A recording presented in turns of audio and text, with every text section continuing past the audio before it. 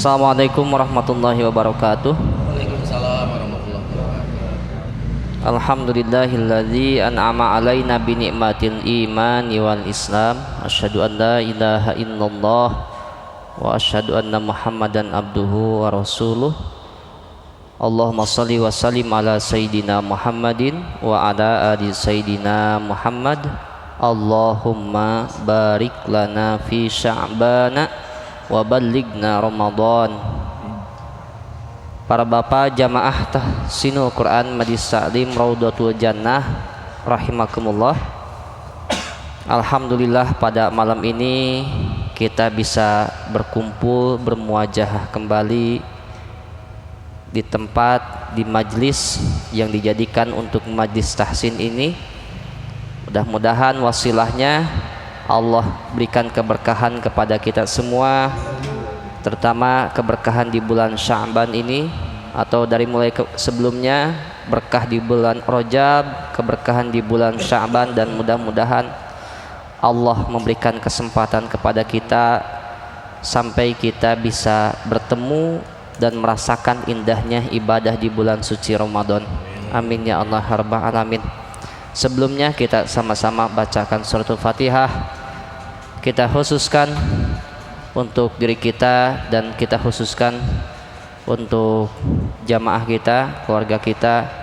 Pertama, mudah-mudahan Bapak Haji Junizar, ya, Allah berikan kesehatan kembali seperti sedia kala, ya.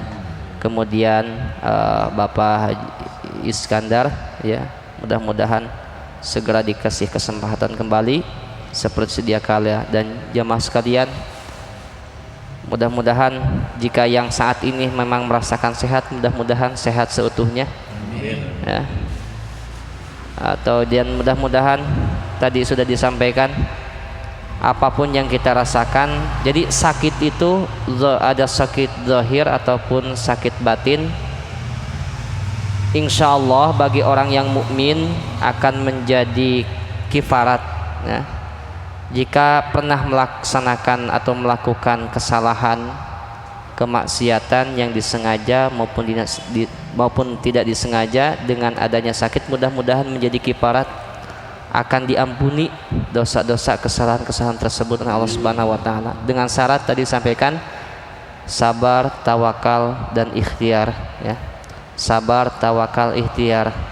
Karena di dalam kewajiban sebagai orang mukmin, selain kita mengimani Allah, mengimani malaikat-malaikat Allah, kitab-kitab Allah, rasul-rasul Allah, mengimani akan adanya hari akhir, juga kita harus iman kepada qada dan qadar dari Allah Subhanahu wa taala. Takdir atau kepastian ketetapan yang Allah takdirkan kepada hamba-hambanya. Segala apapun yang terjadi kepada kita itu semua atas kehendak Allah Subhanahu wa taala. Tinggal bagaimana kita menyikapinya. Jika sesuatu yang terjadi kepada kita adalah hal yang tidak kita inginkan, kalau kita sikapi bahwa itu merupakan ketentuan Allah Subhanahu wa taala, insyaallah tadi, ya, akan menjadi wasilah diampuni dosa-dosanya, kesalahan-kesalahannya, dan insyaallah, ya, diangkat harkat derajat dengan kesabaran itu. Amin ya Allah rabbal alamin. Maka kita bacakan sholawat tibil qulub, dan kemudian kita sama-sama bacakan suratul Fatihah. Mudah-mudahan sekali lagi yang sakit segera diangkat segala macam penyakitnya oleh Allah Subhanahu wa taala dan diberikan kesehatan seperti sedia kala. Ala hadihiniyah wa ila hadratin nabiyina al-mustafa Rasulillahi sallallahu alaihi wasallam. Allahumma rabban nasi adhibil ba'sa isbi anta la shifa illa shifauka shifaan la yughadiru saqama. Al-Fatihah. A'udzubillahi minasyaitonir rajim. Bismillahirrahmanirrahim. Alhamdulillahi rabbil alamin. Arrahmanir rahim. Maliki yaumiddin. Iyyaka na'budu wa iyyaka nasta'in. Ihdinas siratal ladzina an'amta 'alaihim ghairil 'alaihim waladdallin. Amin. Allahumma shalli ala Sayyidina Muhammadin tibbil qulubi wa dawaiha wa afiyatil abdani wa shifaiha wa nurin absari wa diyaiha wa ala alihi wa sahbihi wa sallim. Alhamdulillahirabbil alamin. Baik jamaah sekalian, seperti biasa setiap hari Senin malam Selasa ba'da Isya sampai dengan selesai kita mengikuti pelajaran tahsinul Quran. Namun pada malam ini karena waktu juga sudah menunjukkan pukul 9 atau 21:09, kita akan mengisi kegiatan pertemuan pada malam ini dengan sama-sama belajar tentang masalah yang berkaitan dengan ibadah atau ilmu fikih, ya, yang mana pada pertemuan sebelumnya pernah saya sampaikan tentang apa-apa yang membatalkan wudu, ya. Jadi ada fardu wudu yang membatalkan wudu, ada sunnahnya wudu, kemudian jika tidak ada air maka boleh untuk bertayamum. Secara ringkas waktu itu sudah saya sampaikan. Maka pada pertemuan ini saya akan coba menyampaikan satu pasal atau 1 sampai 2 pasal tentang yang berkaitan dengan sholat, ya. Kalau ditanya sholat ini merupakan salah satu daripada rukun Islam yang 5, kan, ya. Syahadat, yang kedua sholat. Bahkan dalam hadis itu dijelaskan as-sholatu imaduddin, paman aqamaha faqad aqamaddin wa man tarakaha faqad hadamaddin. Salat itu sebagai tiangnya agama. Barang siapa yang melaksanakan salat, mendirikan salat sama dengan memperkuat, mengkokohkan agama, ya. Barang siapa yang meninggalkan salat sama dengan menghancurkan agama. Jadi menghancurkan agama itu kalau dihancurkannya dengan diperangi biar orang tidak melaksanakan sholat, itu sebetulnya hal yang kecil. Yang terbesar itu orang yang ngaku Islam tapi tidak mau sholat. Hakikatnya dia menghancurkan agama, gitu. Hakikatnya dia menghancurkan agama. Bahkan perbedaan antara orang muslim dan orang kafir itu dia antaranya tarkus sholah, meninggalkan sholat. Jadi secara tidak langsung orang yang meninggalkan sholat dengan sengaja, dia telah kufur kepada Allah Subhanahu wa ta'ala. Jadi kalau kita selama ini menganggap kafir itu orang yang menyembah kepada selain Allah, ada orang yang tidak secara wujudnya dia menyembah, tidak menyembah kepada selain Allah, tetapi dihukumi kafir. Siapa? Orang yang meninggalkan sholat dengan sengaja. Jika itu pernah terjadi kepada diri kita masing-masing, ya, pada masa lampau, ya, masa dulu karena kesibukan dan sebagainya, nah maka di sisa umur yang Allah berikan kepada kita saat ini, mari kita gunakan waktu ini yang sangat singkat, mungkin berapa pekan, bulan, tahun lagi kita akan menghadap Allah Subhanahu wa ta'ala. Salat 5 waktu jangan sampai ditinggalkan, terutama lebih baik salatnya selalu di awal waktu. Jika memang sehat, ya, paksakanlah melangkah ke masjid untuk salat berjamaah, ya. Paksakan ke masjid untuk salat berjamaah. Mudah-mudahan kesalahan-kesalahan kita yang dulu itu Allah ampuni dan Allah terima amal ibadah yang sedang kita laksanakan dan yang akan kita laksanakan. Amin ya Allah ya rabbal alamin. Dan selalu kita minta kepada Allah Subhanahu wa ta'ala, Allahumma inna nas'aluka husnul khatimah. Kita minta kepada Allah itu agar akhir hidup kita akhir hidup yang baik. Baik, para bapak rahimakumullah, salat merupakan salah satu daripada rukun Islam. Di dalam salat itu dibagi dua, ada secara bahasa salat itu dibahasakan doa memohon kepada Allah.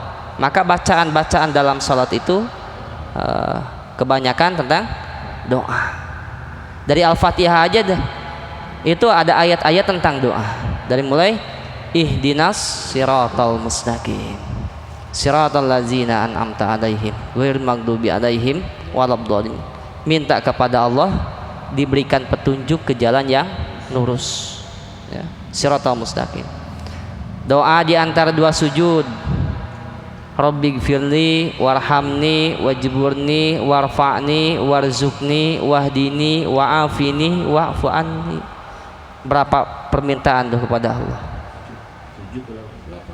Ya. Jadi kalimatnya 8, isinya sebetulnya sama 7 ya. Kalimatnya 8 karena pertama minta ampun kepada Allah, diakhiri dengan minta maaf lagi kepada Allah. Rabbighfirli, ampuni aku ya Allah. Warhamni, sayangi aku. Rabbighfirli warhamni warzuqni, anugerahkan rizki kepadaku. Terus warfani, angkatlah harkat derajatku. Terus wajburni, wajburni itu tutuplah aib-aibku. Warfa'ni, wahdini, berikanlah petunjuk kepadaku. Wa'afini, berikanlah kesehatan kepadaku. Wa'fu anni, dan maafkanlah aku. Diawali dengan minta maaf, diakhiri dengan minta maaf. Diawali dengan minta ampun kepada Allah, gitu kan? Diakhiri dengan minta ampun lagi kepada Allah Subhanahu wa taala. Bahkan di sujud terakhir, kalau bisa apalagi ketika kita sholat munfarid, di sujud terakhir di setiap sholat itu, baik sholat wajib maupun sholat sunnah, disunahkan untuk memperbanyak doa kepada Allah Subhanahu wa taala. Terutama lagi munfarid, kalau lagi imam berjamaah, kita harus menyesuaikan dengan keadaan makmum. Kita pengennya panjang, ternyata di makmum di belakang ada mulus-mulus dan sebagainya kan gitu. Nah, kalau lagi munfarid, lagi sendiri, di sujud terakhir itu perbanyaklah doa kepada Allah. Setelah subhana rabbiyal azimi wa bihamdi, lalu kita baca doa-doa yang kita baca, yang kita hafal, ya. Karena di saat sujud itulah paling dekat taqarrubnya seorang hamba dengan Allah Subhanahu wa taala. Minta kepada Allah di saat kita lagi sujud, baik di sholat sunnah maupun sholat wajib. Nah itu. Jadi doa sholat itu meminta kepada Allah, doa. Kemudian apa secara istilah dalam fikih, menurut ulama ahli fikih, sholat itu sebagai sesuai dengan hadis Rasulullah SAW, diawali dengan takbir, diakhiri dengan salam. Nah, diawali dengan takbir, diakhiri dengan salam. Nah, para ulama menempatkan bukan takbir yang pertama, tapi niat yang pertama. Jadi niat, makanya rukun sholat itu dalam fikih Imam Syafi'i itu, dalam kitab Safina itu ada 17 rukun sholat itu. Niat, kemudian takbiratul ihram, kemudian membaca suratul Fatihah. Nah, iftitah nanti bukan masuk kepada rukun bacaan iftitah, tapi sunnah. Nah, kemudian setelah takbiratul niat, takbiratul ihram, membaca Al-Fatihah. Makanya kita ini harus benar-benar berusaha gitu ya, bagaimana bacaan Fatihah kita itu benar, pas sehat, sesuai dengan kaidah ilmu aturan tajwid. Karena Fatihah ini merupakan salah satu rukun sholat. Nah, ada yang mengatakan kalau Fatihahnya sah maka sahlah sholat, insya Allah akan sah sholatnya. Akan tetapi jika Fatihahnya tidak sah, makanya dalam Safina itu dijelaskan tuh ada syarat membaca Al-Fatihah, tata cara membaca Al-Fatihah. Agar apa? Agar orang yang melaksanakan sholat itu membaca Fatihahnya fasihat sesuai dengan aturan tajwid. Karena Fatihah merupakan rukun daripada rukun sholat. Gitu. Jadi rukun sholat itu ada rukun fi'li, ada rukun qauli. Nah, Fatihah ini disebut rukun qauli, rukun yang diucapkan. Setelah Fatihah, kemudian membaca ruku. Jadi baca suratnya hukumnya sunnah.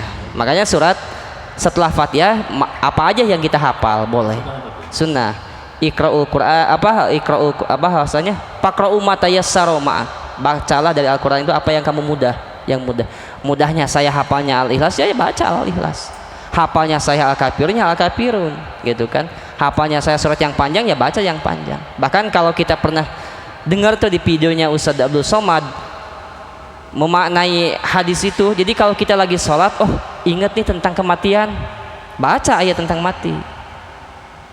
Pas lagi rakaat keduanya, ingat tentang surga dan apal ayatnya, baca ayat tentang surga, gitu. Nah, itu kemudian ruku ya, Jadi ruku. Nah, setelah ruku i'tidal, sami Allahu liman hamidah. Ruku tumaninah dalam ruku. Jadi rukunya kemudian tumaninah dalam rukunya. I'tidal itu membaca sami Allah berdiri setelah ruku, kemudian tumaninah dalam i'tidalnya. Sujud, tumaninah dalam sujudnya. Duduk di antara dua sujud, tumaninah duduk di antara dua sujud. Kemudian duduk tahiyat akhir. Duduk tahiyat akhir. Nah, kalau tahiyat awal disebutnya kebagian nantinya ke sunnah. Tahiyat awal, karena kenapa tahiyat awal tidak dimasukkan dengan rukun? Karena ada sholat fardu yang tidak memakai tahiyat awal. Contoh seperti sholat subuh. Nah, namun ketika tahiyat awal ini lupa tidak dilaksanakan, maka para ulama berbeda pendapat. Ada yang mengatakan diganti dengan sujud sahwi, atau langsung saja salam, tidak usah diganti dengan sujud sahwi. Nah, ini ada perbedaan ikhtilaf di kalangan para ulama. Nah, kalau saya pribadi memakai ketika kita lupa di duduk tahiyat awal itu, maka sebelum salam sujud sahwi. Kemudian tadi duduk tahiyat akhir. Setelah duduk tahiyat akhir itu tumakninah dalam duduk tahiyat akhir. Kemudian membaca bacaan tahiyat. Dari mana bacaan tahiyat? At-tahiyatul mubarakatus salawatut thayyibatu lillah. Assalamu alaika ayyuhan nabiyyu wa rahmatullahi wa barakatuh. Assalamu alaina wa ala ibadillahis salihin. Itu bacaan tahiyat. Nah, setelah membaca bacaan tahiyat, sananya baca dua kalimat syahadat, asyhadu alla ilaha illallah wa asyhadu anna muhammadar rasulullah. Nah, setelah sampai baca syahadat, kemudian rukun selanjutnya adalah membaca sholawat kepada Nabi di tahiyat akhir. Allahumma sholli ala sayyidina, kalau pakai sayyidina, ada yang enggak ya. Allahumma sholli ala sayyidina Muhammad. Ya boleh. Allahumma sholli ala sayyidina Muhammad wa ala ali sayyidina Muhammad. Nah, itu udah selesai tuh rukun sebetulnya. Udah masuk rukun. Jadi Allahumma sholli ala sayyidina Muhammad wa ala ali sayyidina Muhammad. Kalau dalam kondisi misalkan kita kepepet waktu akhir atau takut ditinggalkan kendaraan yang kita tumpangi, Allah asyhadu an la ilaha illallah wa asyhadu anna muhammadar rasul. Allahumma sholli ala sayyidina Muhammad wa ala ali sayyidina. Assalamualaikum warahmatullahi wabarakatuh. Assalamualaikum warahmatullahi wabarakatuh. Itu sampai baca salawat kepada Nabi dan keluarga Nabi. Afdolnya baca salawat Ibrahimiyah. Dari mana? Sampai innaka hamidum majid. Nah, setelah itu membaca salam rukunnya tuh diakhiri dengan salam ke sebelah kanan. Assalamualaikum warahmatullahi wabarakatuh. Assalamualaikum warahmatullahi wabarakatuh. Itu rukun sholat. Nah, adapun di dalam sholat, habis sholat itu mengusap muka atau enggak, itu hukumnya sunnah. Ya, makanya ada yang usap muka, ada yang enggak. Yang rukunnya itu sampai salam. Nah, itu sedikit penjelasan tentang rukun sholat. Yang akan saya bahas pada kesempatan ini adalah syarat sahnya sholat. Syarat sahnya sholat. Baik, bismillahirrahmanirrahim. Faslun, fasal. Syurutus sholati tsamaniyatun. Syarat sahnya sholat itu ada 8. Ini syarat sah sholat baik dalam sholat wajib maupun dalam sholat sunnah, sholat fardu atau sholat sunnah. Syurutus sholati tsamaniyatun. Syarat sahnya sholat itu ada 8. Toharatul hadatsaini, ya. Yang pertama, suci dari 2 hadas. Ada hadas asgor disebut hadas kecil, hadas akbar disebut hadas besar. Hadas kecil sucinya dengan berwudu, hadas besar dengan mandi. Nah, adus lah bahasa familiarnya ya. Jadi syarat sah yang pertama harus suci dari 2 hadas. Makanya ketika kita tidak punya wudu, ya ketika mau sholat harus wudu. Harus wudu. Ya, di antaranya keluar sesuatu dari lubang depan, lubang belakang, mau itu angin atau yang lainnya, apapun yang meskipun yang keluarnya air cairan berupa rasa panta gitu, tetap aja keluar. Ternyata yang keluar itu emas 5 kilo misalkan kan gitu. Ternyata tetap batal karena bahasanya yang keluar dari lubang depan ataupun belakang, angin atau yang lainnya. Nah, gitu. Jadi harus wudu. Yang kedua atau hadis besar.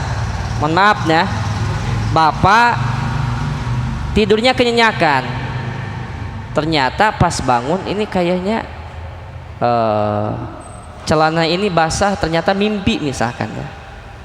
Mimpi saking dah lamanya. Mimpi ke bawah mimpi. Ke bawah mimpi ternyata ya kita harus mandi.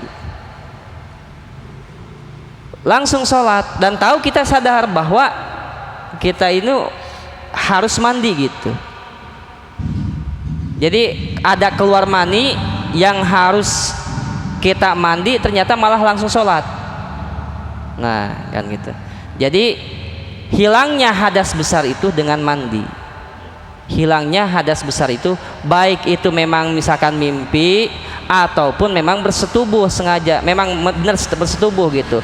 Paginya ya sebelum sholat mandi dulu, karena kalaupun hanya cukup dengan wudhu, nah, tetap sholatnya tidak sah karena dalam kondisi kita ada kewajiban untuk mandi wajib hadas besar.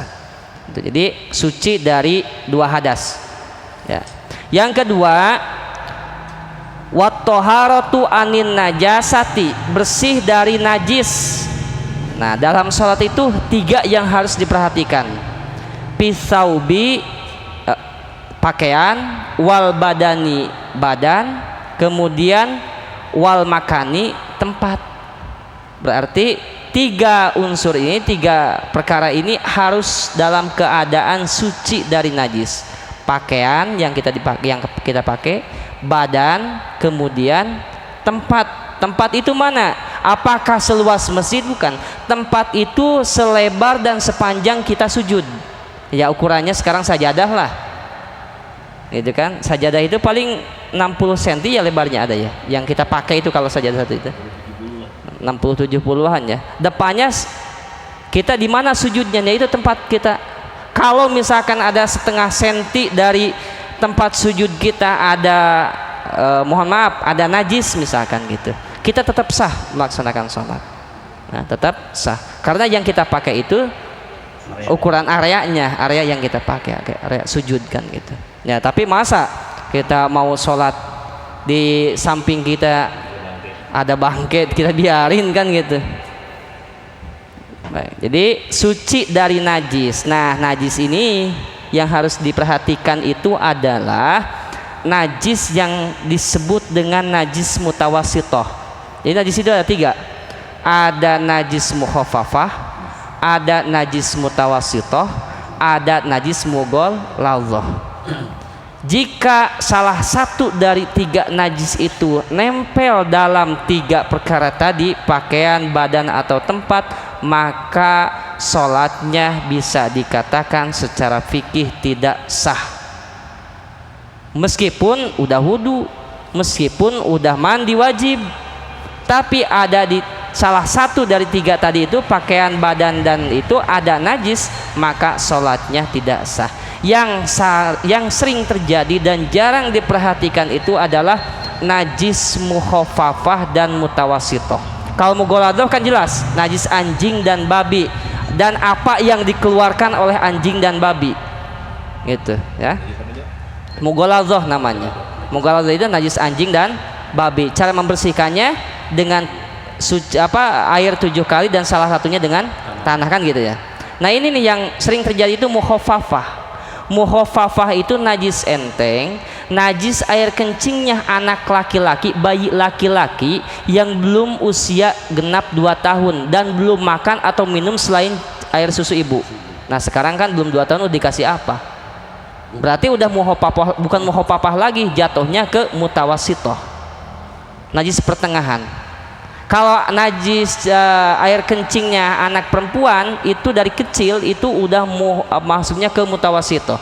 Nah ini najis muhofafah ini najis bayi laki-laki, kencingnya ya, kencingnya anak bayi laki-laki balita yang belum genap umur 2 tahun dan dia hanya makan dari air susu ibu, tidak ada makanan serelak dan sebagainya. Nah cara membersihkannya itu cukup dengan semburan air, misalkan dibasahi tempatnya itu sampai hilang, udah bersih. Jadi gampang cara membersihkannya. Dilap. Susunya bau samsu.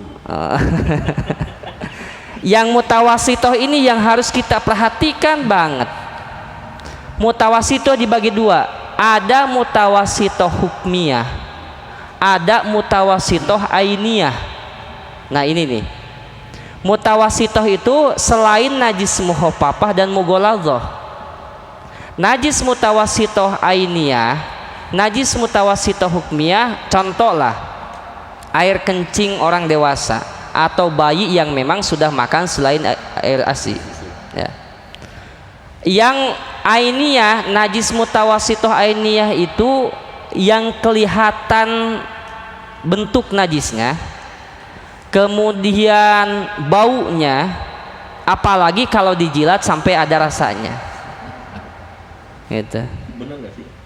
Nah, sekarang gini, air kencing itu, wah Ustaz air kencing saya tadi pantai itu rasanya kan gitu, tetap aja karena jadi mutawasitoh itu ainiyah itu kelihatan bentuknya, ainiyah itu ngebentuk kan, baunya dan rasanya. Cara membersihkannya mutawasitoh, najis mutawasitoh itu baik ainiyah ataupun hukmiyah adalah dengan menyiramkan air sampai bau, warna dan rasanya hilang. Bau, rasa dan kelihatan warnanya hilang. Nah dicuci, makanya dalam nyuci juga harus apik, mohon maaf ya, airnya harus berjalan, airnya tidak boleh mengembang di situ, airnya harus jalan. Yang hukmiyah yang harus kita perhatikan, kadang-kadang kita pakai pakaian yang memang enggak bau pesing gitu kan, tapi pakaian itu contoh celana atau celana dalam pernah kecipratan air kencing, belum sempat dicuci, baunya hilang, warnanya hilang, karena nyucinya atau ini pakai pewangi, jadi kalau dijilat pun juga udah gini, tapi belum pernah kita bersihkan, belum kita pernah dicuci gitu, tapi warna, bau dan ini udah hilang. Nah disebut itu najisnya mutawasitoh hukmiyah, di hukuman najis karena belum dicuci, belum dibersihkan, belum dihilangkan najisnya. Secara hukum tetap disebut najis mutawasitoh hukmiyah. Jangan sampai pakaian yang seperti itu kepake sama kita untuk sholat, karena salah satu syarat sahnya sholat itu bersih dari najis yang nempel di badan, najis yang nempel di pakaian, sama najis yang nempel di tempat gitu ya, yang di tempat. Makanya sebelum yang di badan, terutama ya kalau di badan kan sebelumnya kita harus wudu.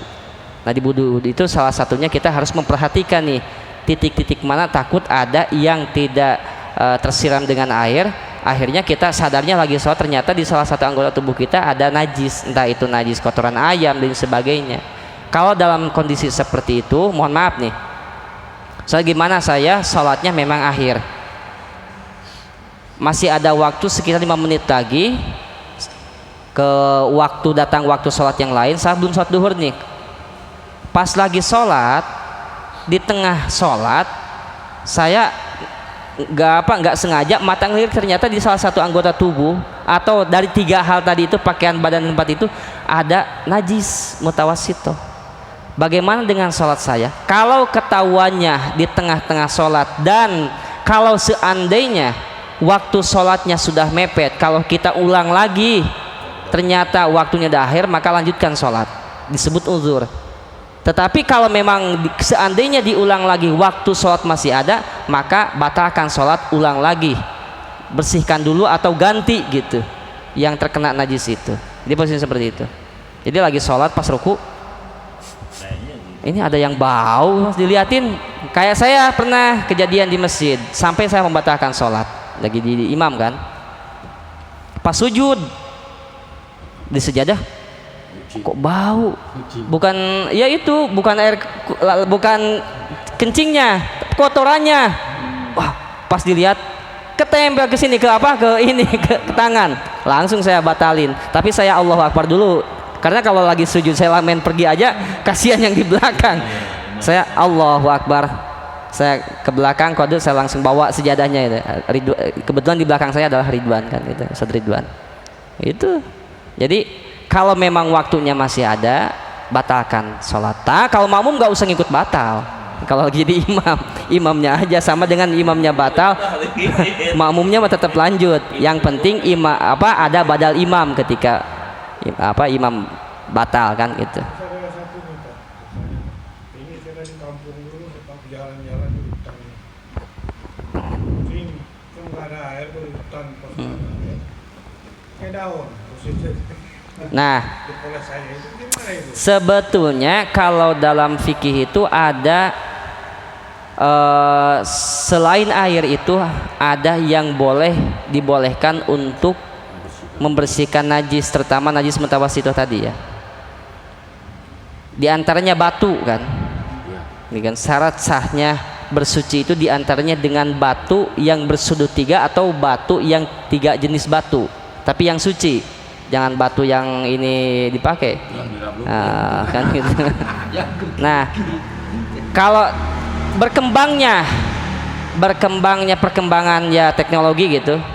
Bapak, kalau saya juga pernah ya naik pesawat walaupun cuma sekali, dan itu pernah sebelumnya kita ya di pesantren waktu itu Basul Masail bahas dengan berkembangnya teknologi gitu dan sebagainya. Inilah selain batu itu sesuatu yang kesat atau yang bisa meresap air, tisu diantaranya.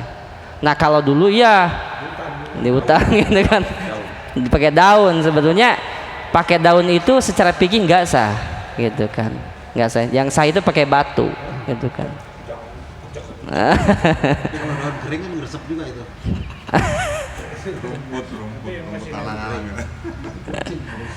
Nah kalau lagi ini kita nyari batu lah, darurat. Baik, suci dari pakaian, badan dan tempat. Yang selanjutnya syarat sah sunnah satu wasatrul aurati, menutup aurat.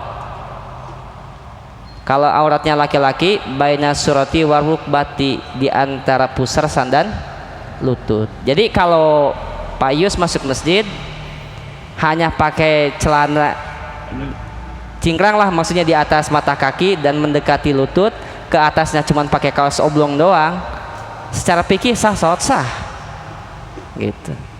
Jadi jangan dianggap orang gila gitu, memang secara fikih sah gitu. Cuman kalau bicara etika gitu. Nah bicara etika nggak ada kesempatan. Iya. Nggak ada pejabat pakai jas, masa pakai. Nah itu kita bicaranya etika, kesopanan, adab tata krama. Kalau secara fikih Digunakan buat orang pedalaman. kalau jadi dalam keadaan darurat, dalam keadaan darurat kita bepergian, ternyata baju yang resmi kita itu kotor misalkan gitu, yang kita anggap suci itu adalah kaos dalam kita datang waktu sholat, jangan sampai nggak sholat gara-gara cuma pakai kaos oblong doang. Datang dalam keadaan seperti itu, sholat asalkan posisi pusar kita dan lutut kita tertutup, itu bagi laki-laki. Kalau bagi perempuan, jami'u badaniha ilal wajha wal kafaini, seluruh badannya aurat kecuali wajah dan 2 telapak tangan gitu kan. Jadi kalau terutama lagi sholat ya, lagi sholat itu seluruh badan dalam madhab Syafi'i itu aurat kecuali wajah dan 2 telapak tangan gitu. Nah sebetulnya ini berkaitan bukan hanya dalam sholat aja ya, kalau bisa ketika keseharian pun juga, ketika bergaul ya dengan orang-orang yang bukan muhrimnya ya, kalau bisa ditutup gitu kan. Nah ketika sholat tutup aurat, laki-laki maupun perempuan. Kalau laki-laki batas auratnya tadi dari pusar sampai mata lutut, kalau perempuan seluruh badannya kecuali wajah dan 2 telapak tangan. Selanjutnya syarat sahnya sholat itu adalah wal istiqbalul kiblati, menghadap kiblat. Nah menghadap kiblat, kira-kira apakah tempat-tempat sholat, ibadah sholat kita, tempat ibadah kita, masjid-masjid yang ada di tempat kita gitu, di keliling kita itu udah mengarah ke sana apa enggak. Kalau sekiranya kita sulit untuk membuktikan itu, kita yakini ya dengan alat yang seadanya bisa posisi, jangan dibayang-bayang, jangan dikira-kira aja, tapi harus diyakini gitu kan, bahwa posisi arah kiblat di masjid kita itu nyambung atau lurus dengan Ka'bah. Makanya dalam niat sholat itu yang pakai usolli itu saking pengen meyakinkan dalam ibadahnya itu menghadap kiblat, lafadznya kan gini, usolli fardul isya'i arba'a rokaatin mustaqbilal kiblati, disebutkan mustaqbil menghadap kiblat gitu kan. Maka ketika ada pemahaman yang boleh sholatnya ke timur gitu, itu kan udah dikatakan sesat, dan itu pernah terjadi di kampung saya. Jadi itu pernah terjadi di kampung saya, dan ketahuannya sebetulnya udah lama, cuman orang-orang yang mengetahui itu sungkan untuk mengungkap itu. Jadi mulai terbukti sampai filenya itu dan sampai ditangkap pimpinannya itu, menurut informasi dilalahnya hari Jumat ada anak kecil yang gak Jumatan, dia malah nyai rumput, tapi giliran pas waktu sholat dia ingat, sadar harus sholat gitu kan, walaupun gak Jumatan yang penting sholat. Nah,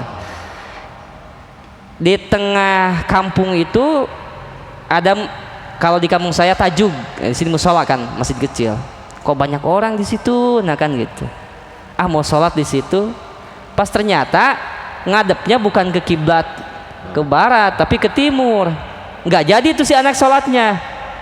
Kok sholatnya gitu? Terus banyak orang ternyata lagi Jumatan gitu. Dibilang-bilang lah di sana mah ngadep ininya ke sana, nah bahasa sudahnya kawetan, nantinya malain ke kulon, nah kan gitu. Ribut. Ternyata usut punya usut, ya dia punya pemahaman sampai si pimpinannya ini informasinya mengaku Rasul kan gitu kan. Akhirnya ditangkap lah. Ditangkap di situ. Dan memang kalau udah bicara keyakinannya susah sih, walaupun udah enggak pimpinannya udah ditangkap, tapi ya tetap aja masih mungkin masih ada gitu kan.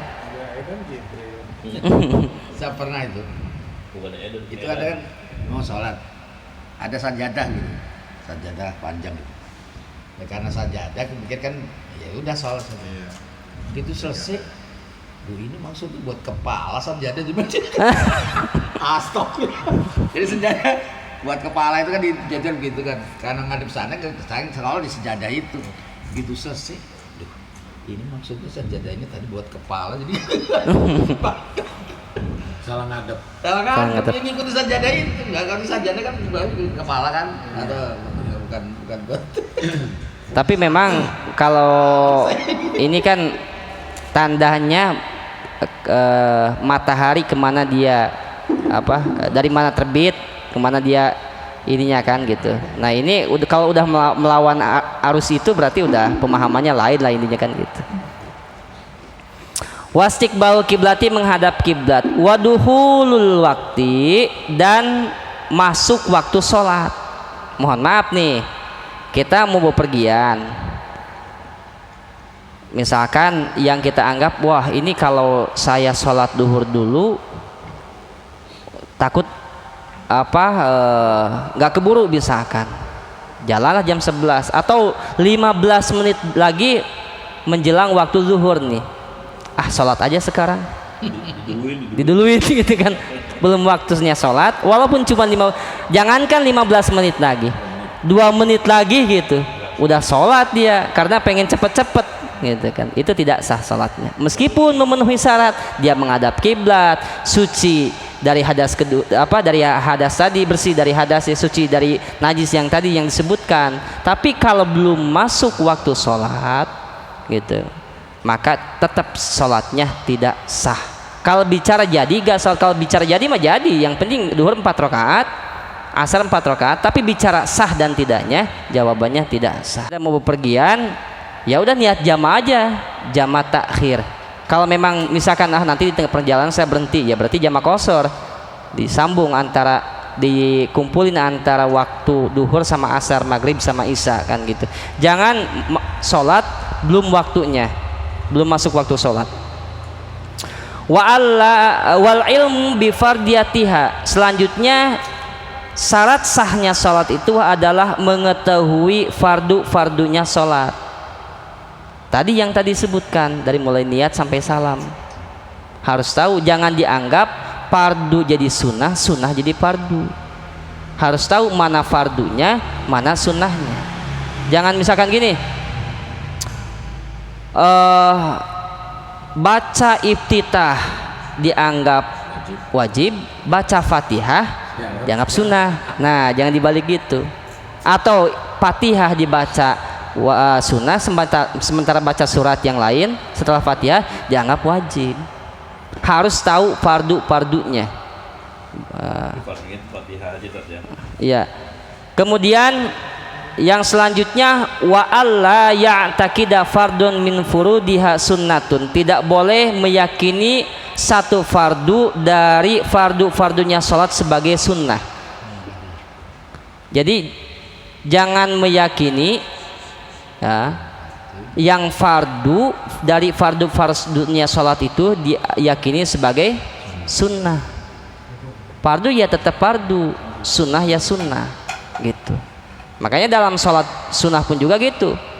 Kalau kita niatnya sholat sunnah ya sholat sunnah, jangan diniatin fardu gitu. Beda seperti tahajud, buat Rasulullah itu wajib baginya, tapi buat umatnya sunnah. Makanya dalam niatnya aja usolli sunnata tahajudi, niat saya sholat sunnah tahajud, atau niat saya melaksanakan sholat sunnah tahajud.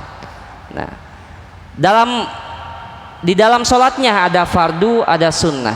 Niatan dan yakinkan yang fardu ya fardu, yang sunnah ya sunnah. Itu merupakan salah satu daripada syarat sahnya sholat. Wajtinabul mubtilati, dan yang kedelapan syarat sahnya sholat itu adalah menjauhi batalnya sholat. Menjauhi batalnya sholat. Maka apa yang dapat membatalkan wudhu, itu juga berlaku bisa menjadi batalnya sholat. Contoh, batalnya wudhu itu keluar sesuatu dari lubang depan ataupun belakang. Kita wudhu nih, beres, sholat pas di tengah-tengah sholat mules misalkan, gitu kan. Nah, bagaimana? Lihat lagi tadi, kembali lagi. Kalau waktu sholat masih panjang, jangan ditahan-tahan. Udah penyakit mah repot, Pak. Keluarin aja, batalkan dulu sholatnya, wudhu lagi, sholat lagi. Karena gini, sebagian ulama ada yang mengatakan makruh menahan sesuatu yang sekiranya itu bisa membatalkan wudhu, kita tahan-tahan karena pengen selesai sholatnya. Pengen buang angin nih, tahan-tahan, terbuang anginnya, habis sholat aja kan gitu. Itu bisa makruh. Tapi kalau udah di rakaat keempatnya gitu ternyata kayak ngurus tertentu gitu. Iya, makanya lihat kalau misalkan waktu sholatnya masih ada, batalkan aja kan gitu. Jamaah di depan gitu misalnya? Berjamaah? Kalau di depan berjamaah, ya posisi kita agak ke depan gitu. Ya udah duduk ke diem aja. Kalau malu yang ngikuti sholat, tetap aja nanti sholatnya diulang lagi. Diulang lagi. Perlu kan, bukan haram. Ya karena usia ini kan klepnya udah nggak bisa ditahan masalahnya. Jangankan gini, usia Yongki aja udah nggak bisa nahan dia. Nembak aja gitu. Iya. Kemarin di mana dia di Aner, pengajian di Aner, dia cerita jamaah itu, Ustaz, nah di sini ada anak yang memang spesial. Yaitu kalau dia pengen kentut ya kentut aja lagi sholat pun juga. Saya ingat ada di masjid kita juga sama, saya bilang nih. Ada kan bapak-bapak jamaah kita ada yang cerita, saya di belakangnya, dia di depan ditembak lagi sholat lagi. Nah itu. Soalnya kalau ada orang yang ngajak kentut mahal Pak biayanya ratus ya. Ada kan kiai yang mimpin umroh ya, bimbingan umroh ya, berangkat ke sana, di sana Allah kasih ujian dengan susah buang angin kan gitu. Sehari 2 hari dia dan keluarganya juga jamaahnya mulai cemas keadaan kesehatan kiai itu. Pas lagi di bis gitu kan, ternyata keluar tuh sampai nah kan gitu. Itu jamaahnya sampai teriak semua, alhamdulillah. Baru kali kata kiai balik ketawa sambil mensyukuri dan malu juga. Baru kali ini kentut gua disyukuri kan gitu. Alhamdulillah. Karena repot Pak, udah nggak bisa keluar angin mah kan gitu. Mahal. Baik. Jadi dalam pembahasan ini, pertemuan ini kita sampaikan tadi, kita pelajari tentang masalah syarat sahnya sholat. Tadi udah dijelaskan ada 8 ya. Pertama, suci dari 2 hadas, hadas kecil dan hadas besar. Yang kedua, wa taharatu, suci anin najasati, dari najis, fis saubi, di pakaian, wal badani, dan di badan, wal makani, dan tempat, wasatrul aurati, kemudian menutupi aurat, wastiqbalul kiblati, selanjutnya menghadap kiblat, wadukhulul wakti, dan masuk waktu sholat, wal ilmu bifardiyatiha, mengetahui fardu-fardunya sholat, wa alla ya'taqida fardon, tidak boleh meyakini satu fardu, min furudiha, dari fardu-fardu sholat, sunnatan sebagai sunnah, wajtinabul mubtilati, dan menjauhi apa yang dapat membatalkan sholat. Selanjutnya al ahdatsu isnani ya. Hadas itu ada 2, tadi sudah disampaikan sebetulnya ya, asgoru, hadas kecil, wa akbaru, dan hadas besar. Fal asgoru, adapun hadas kecil, ma aujabal wudu'a ya, mewajibkan wudu, sesuatu yang mewajibkan wudu. Wal akbaru, adapun hadas besar, ma aujabal gusla ya, sesuatu yang mewajibkan mandi. Jadi hadas itu ada 2, hadas asgor dan hadas akbar, atau hadas kecil dan hadas besar. Kalau hadas kecil mewajibkan wudu, kalau hadas besar mewajibkan mandi. Ketika sholat kita harus bersih dari 2 hadas itu gitu. Kalau memang kita harus wajib wudu, ya harus wudu dulu. Kalau memang kita harus mandi wajib, ya harus mandi wajib dulu kan gitu. Pertanyaannya, Ustadz kan saya kesiangan nih subuh, bangunnya misalkan jam 5 lewat sekian gitu.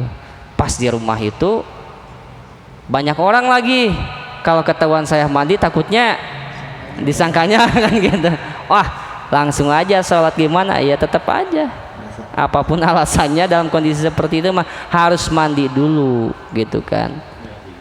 Karena yang dapat menjadi syarat sahnya salat itu kita harus suci daripada hadas kecil dan hadas besar. Wallahu a'lam bishawab. Alhamdulillahirabbil alamin. Mudah-mudahan apa yang disampaikan bermanfaat bagi kita semua, dan sekali lagi Allah Subhanahu wa taala memberikan kesempatan kepada kita sampainya umur kita dan sempurnanya ibadah kita, yang rukun Islam yang 5 itu syahadat, salat, zakat, puasa yang akan kita laksanakan, dan mudah-mudahan Allah kasih kesempatan kita untuk bisa menunaikan rukun Islam yang kelima, ibadah kepada di tanah suci. Amin ya Allah rabbal alamin. Subhanakallahumma bihamdik asyhadu an la ilaha illa anta astaghfiruka wa atubu ilaik. Wassalamualaikum warahmatullahi wabarakatuh. Allahumma arhamna bil Qur'an waj'alhu lana imaman wa nuran wa hudan wa rahmah. Allahumma zakirna minhu ma nasina wa 'allimna minhu ma jahilna warzuqna tilawatahu آناء الليل وأطراف النهار واجعله لنا حجة يا رب العالمين. اللهم صل على سيدنا محمد طب القلوب ودوائها وعافية الأبدان وشفائها ونور الأبصار وديائها وعلى آله وصحبه وسلم. الحمد لله.